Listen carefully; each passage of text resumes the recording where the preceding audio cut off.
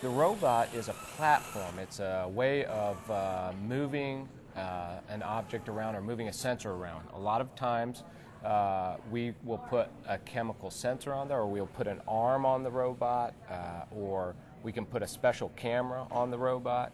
And then the robot itself is just like the legs for a head, if you want to think of it that way. And this particular robot has great features that allow it to climb up stairs and go over almost any kind of terrain. So if you want to sneak into a building, exactly, you could do this robot can get into a building. In fact, this very robot was sent to the World Trade Center after they had the tragedy there to help look for survivors. They put a camera on it. It's a low profile. It could get into places that human rescuers couldn't get into. So it's used for a variety of different things. It's just what we put on top that makes it unique for its particular mission.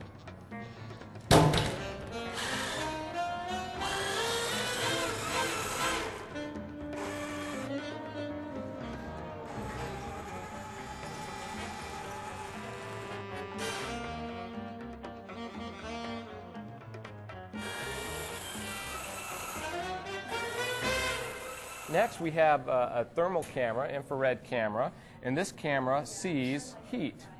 All right, this camera itself is designed to see anything that is hot, and if it's hot, it shows up white in the image, and if it's cooler, it shows up dark. Well, what's great about this is if you are looking for a person, people radiate heat, so you can see people very well with this camera. Our eyes can't see heat; our eyes see light. So everything you see with this camera, if you can kind of look on the screen here, that's what you look like from a thermal radiation perspective.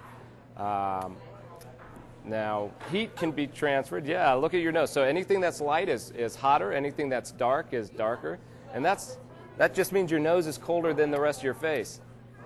If you want to see what a handprint looks like, put your hand on that and just push down hard on it. What we're going to do is transfer heat from your hand to that book. Okay, lift your hand off, and there is a thermal handprint that you left behind. Yeah, she's putting extra heat into it. That's great.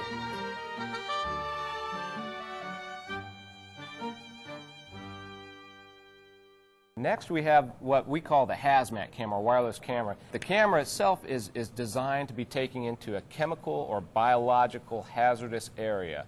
And what it does is it transmits a real live video signal to a monitor or to a small little TV screen back at a safe distance away from the hot zone.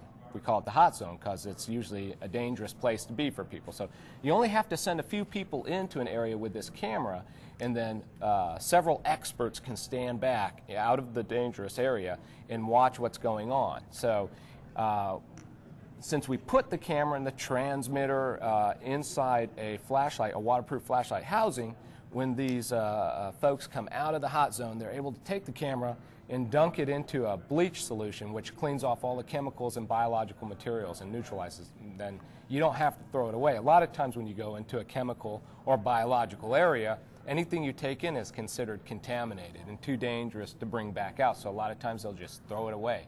Well, this is too expensive. You don't want to throw it away, so we made it so that it can be totally dunked into a bleach tank and cleaned up. So it helps save time and helps allow people to do things more safely.